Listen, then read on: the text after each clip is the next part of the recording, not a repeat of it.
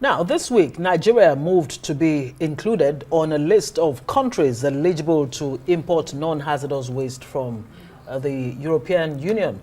Nigeria and 23 other non-members of the Organization for Economic Cooperation and Development countries wrote to the European Commission to be included on the list. Non-hazardous waste, which accounts for 95.6% of solid waste produced in Europe, includes municipal waste such as packaging, clothing, bottles and plastics, as well as demolition materials like concrete, bricks, stones and food waste.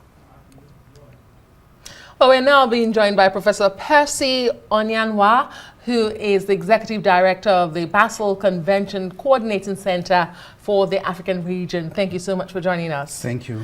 I would like to begin by asking you, because the Basel Convention is a global treaty that controls the movement of hazardous waste, as I understand it, across borders. Yeah. But does it really work? I do understand Nigeria is a signatory to this convention, but does it work? How does this Basel Convention work to protect the movement of hazardous waste across borders?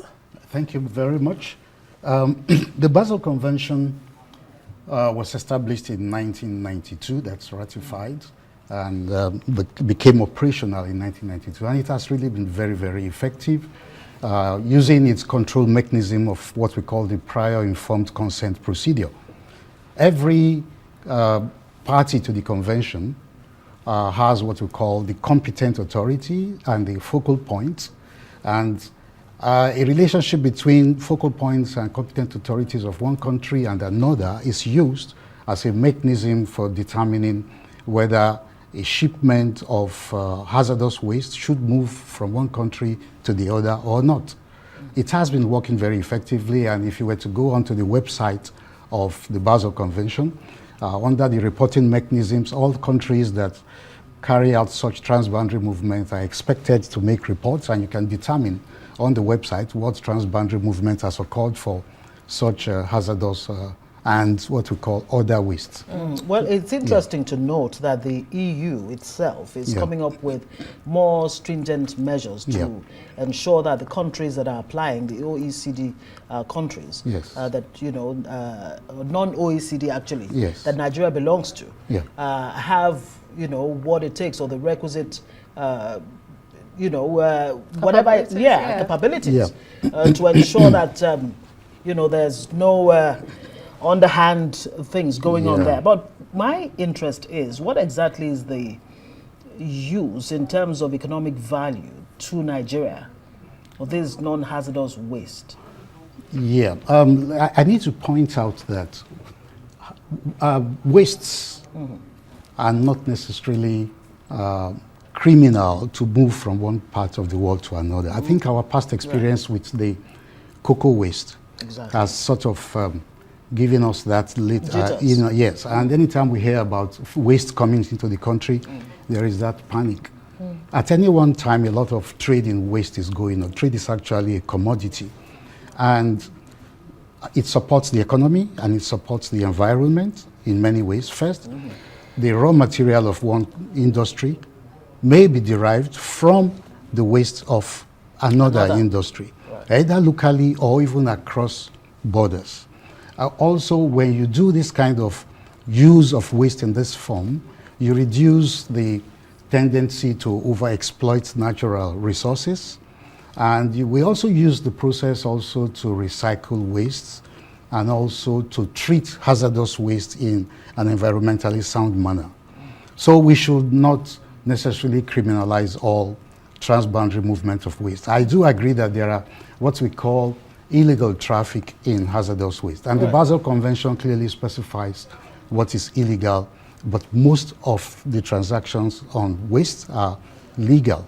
But does Nigeria have the capacity to ensure, you know, responsibility, best practice, that this non-hazardous waste is not infiltrated by or with, you know, hazardous materials? Well, we know what is hazardous, do we need to look out for, and we know what is not. In this particular case, let me also explain something. The importation of waste is not done by the government itself. It is industries that are applying to government for permits to import those wastes to use for production processes. In the particular case of the application that Nigeria made, there are two particular items in question. One is the refuse-derived fuels that are used for firing cement kilns and other furnaces in production processes.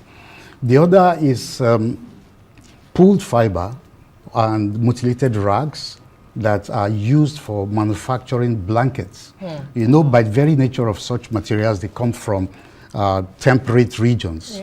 Okay, so I could go ahead to explain something about hazardousness and non-hazardousness. Yes, please, go ahead. Yeah, the Basel Convention defines very clearly in its manual what is hazardous. The gentleman who was here the last time said there were 4 such characteristics. Actually, there are 14. Oh. Yeah. I need to point this out because of one of the points he made, that a non-hazardous waste can become hazardous. Yes, it is. Now, so we have these 14 characteristics, and 13 of them clearly specify all the characteristics, including, let me mention some of the ones he didn't say, having oxidizing property, being infectious, being able to generate oxygen in such a way that you might, generate gases that become inflammable, not that they are themselves inflammable. Right. Okay.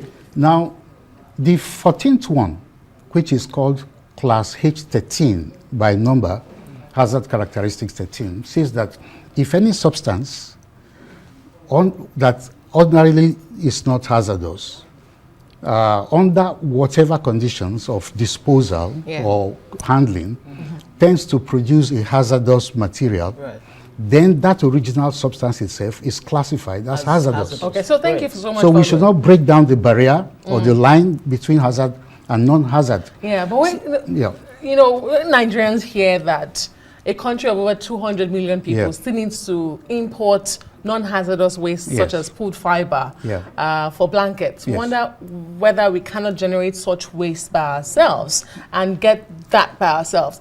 And that's one of the points I was making, that if Europe does not want this waste, why should we be the ones to want it? But that's on the other side. You can address that. My question really is that you've made a case for this, that it does, you know, help industry recycling. And we know that this application is not automatic, as we've been told. There will be screening processes, and the EU is assessing applications and may reject countries that do not meet strict environmental standards. Do you think Nigeria will pass the tests? And should we not pass the test, then what happens to such industries you make a case for?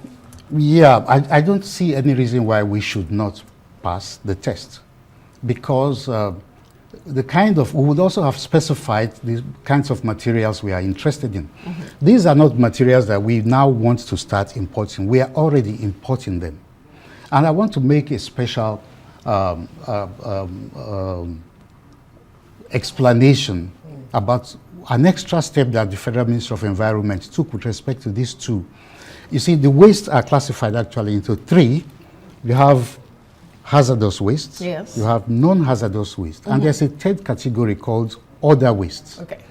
Now, the other wastes are a group of wastes that are not described as hazardous, but they are of sufficient concern to be placed in a special category called other wastes. The prior informed consent procedure does not apply to non-hazardous waste. It only applies to hazardous and other waste. The waste we are talking about now ordinarily are under the category non-hazardous.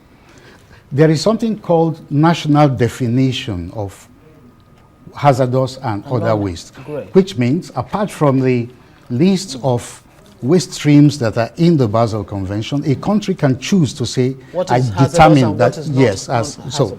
In the case of this particular 2 waste streams, they are normally non-hazardous, but Nigeria has placed them under other waste for several years, which means that to import them, you have to go through the rigorous prior informed consent procedure, which is something that is commendable and which will be recognized even by the EU as a step to show that due diligence is in place for even non-hazardous waste that we are interested in. Okay.